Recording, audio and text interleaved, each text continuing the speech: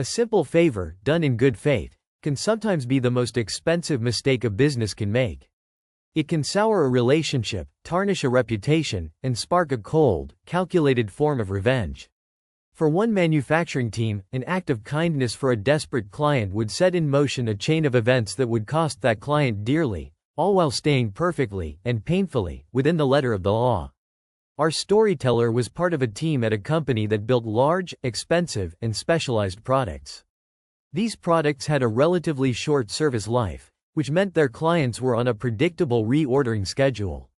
This created a steady, rhythmic workflow for the factory. Two of their main clients were known internally as Lombard and Orange. The products for each were similar, but not identical. Swapping production from one to the other required changing out tooling and adjusting machining processes. There was another key difference. Orange's products were painted a distinct orange color, while Lombard, a much larger client, requested theirs be delivered unpainted due to a copyright issue with their own specific paint. They were happy to handle the painting themselves. Business was good, the process was mature, and the team knew the order cycles so well they could often begin manufacturing components before an official purchase order even arrived, drastically cutting down on wait times for their valued customers. But even the most well-oiled machine can have a hiccup. A small issue arose with an order for a new subsidiary of Lombard.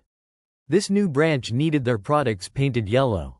But in a simple mix-up, the first batch was made to the standard parent company's spec, unpainted. Because the products couldn't be painted after they were fully assembled, this batch was unusable for the subsidiary. It wasn't a crisis. The team simply put the unpainted units into storage, knowing a regular Lombard order was surely just around the corner, and started a fresh batch for the new subsidiary, this time in the correct yellow. It was a minor problem, easily solved. And it left them with a small surplus of unpainted, Lombard spec products sitting in a warehouse. A resource just waiting for an opportunity. That opportunity came knocking sooner than anyone expected. A call came in from Orange. There had been a mistake on their end, a paperwork blunder, and they were in a bind. They needed a batch of products, and they needed them immediately. Now, the official, contractually obligated lead time was 12 weeks. It was a standard clause, a safety net for production schedules. But in practice, because the team was so efficient, they almost always delivered in about 4 weeks. This time, however, was different. The factory floor was humming, deep in the middle of a large manufacturing run for Lombard. Halting that production, swapping out all the tooling for an emergency Orange run, it just wasn't feasible without causing major delays for their biggest client. So, the team went to Orange with two possible solutions. Option 1. They could pay a 33% premium for a rush order. The team would stop what they were doing and begin manufacturing immediately. The official timeline would still be 12 weeks, but they could realistically get it done in about 6. Option 2 was more creative. They could take the unpainted, Lombard spec products that were sitting in storage. They would be available immediately, at the normal price. The catch was that Orange would have to swap out a few minor components themselves and, of course, handle the painting. Orange chose option 2. It was the faster, cheaper solution to their self-inflicted problem. The deal was struck. The unpainted units were shipped, and Orange got what they desperately needed. The manufacturing team had cleared out old stock, solved a customer's emergency, and kept their main production line running smoothly. It was, by all accounts, a win for everyone involved. Or so they thought. A short time later, the team was summoned to a conference with senior management. They walked into the meeting expecting a pat on the back. They had, after all, gone above and beyond to help a client in a tight spot, demonstrating flexibility and creative problem-solving.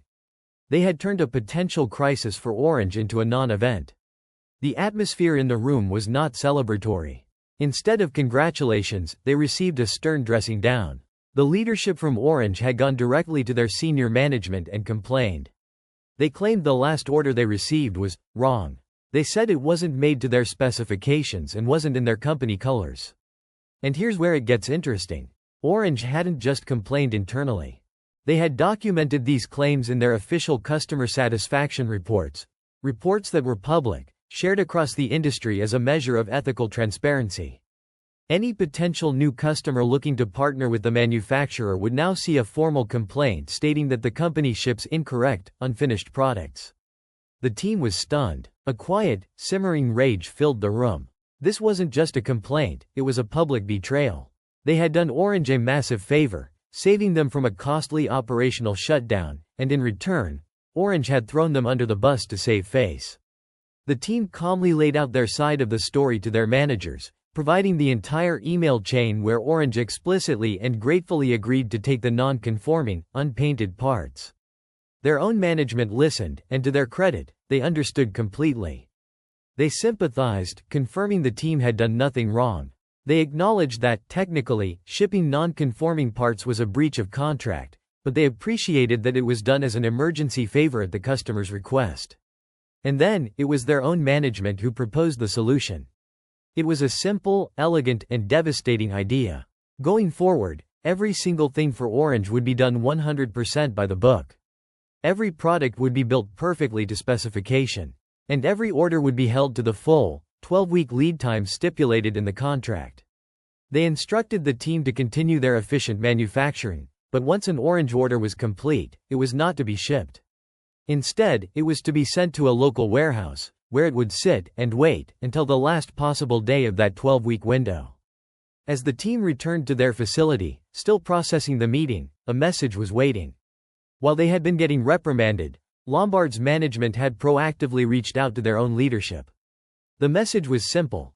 They wanted to reiterate how happy they were as customers, how much they appreciated the team, and what a pleasure they were to work with. It was a moment of validation that couldn't have come at a better time. Now, with a new directive in place, the work began. With Lombard, communication remained warm and friendly. With Orange, it became cold, sterile, and strictly professional. Every email was a transaction. No pleasantries, no small talk. A few weeks went by, and Orange placed their next routine order. They had mentioned it was coming, but the team simply replied, "We'll wait for the official order." As fate would have it, Lombard had just let them know they wouldn't need another shipment for a few months. The factory floor was wide open. The team completed the entire Orange order in just 2 weeks. It was inspected, packaged, and promptly shipped to the warehouse down the road. Then, the calls began. In week 3, a purchasing agent from Orange called to ask when they could expect their order. The response was flat. "The lead time is 12 weeks. The agent laughed. "Of course," he said, "but you know that's just what the contract says. When can you actually get them to us?" The answer came back, unchanged. 12 weeks from the order date. In week 4, the tone from Orange was more urgent. They were getting close to the service limit on their existing units. They needed the replacements as soon as possible. The reply was a broken record. "The lead time is 12 weeks. Week 5. Now, they were getting desperate. They asked if production could be prioritized. The team replied with a curt, "Production is scheduled to complete on schedule as per the contract." Similar calls came in week 6, and twice in week 7. Each time, they were met with the same impenetrable wall of contractual obligation. Then came week 8. The call from Orange was frantic. Their old units were expiring that week. If the new shipment didn't arrive, they would be forced to take their primary equipment out of service. It was the moment of truth. Our storyteller recalled feeling more than a little glee as they typed the reply. "Production is on track to complete in week 12. We are confident in meeting our contracted delivery date." For the next 3 weeks, Orange was crippled. A vital part of their operation was shut down, costing them what was later estimated to be well into 6 figures of lost revenue. All the while, their completed order sat just a few miles away, collecting dust in a warehouse. On the final day of the 12th week, a truck was loaded. One of the factory workers with a commercial license volunteered for the delivery run. He happily sent his colleagues photos from his phone, showing him sitting at a cafe near the Orange facility, enjoying a coffee. He waited. Finally, at 4:56 p.m., just minutes before the close of business, he backed the truck up to their loading dock and delivered the components. The fallout was immediate. Another meeting was called with senior management. Orange had, predictably, complained again. This time, the meeting was a formality. The team handed over all the paperwork, every email, every order confirmation.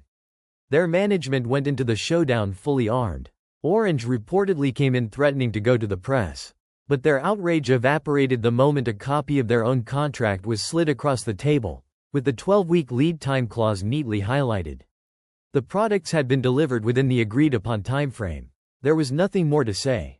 The manufacturer's legal counsel was also present, a silent reminder of the consequences of making defamatory public statements. The message from management to Orange was clear.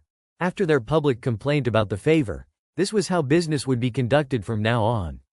In a final, quiet twist, an engineer from Orange was later reviewing the inspection paperwork. He noticed the date stamps. The inspection reports were dated 10 weeks before the delivery date.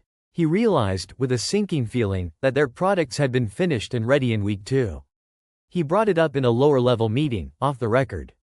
The team just smiled, and reminded him of the 12-week lead time.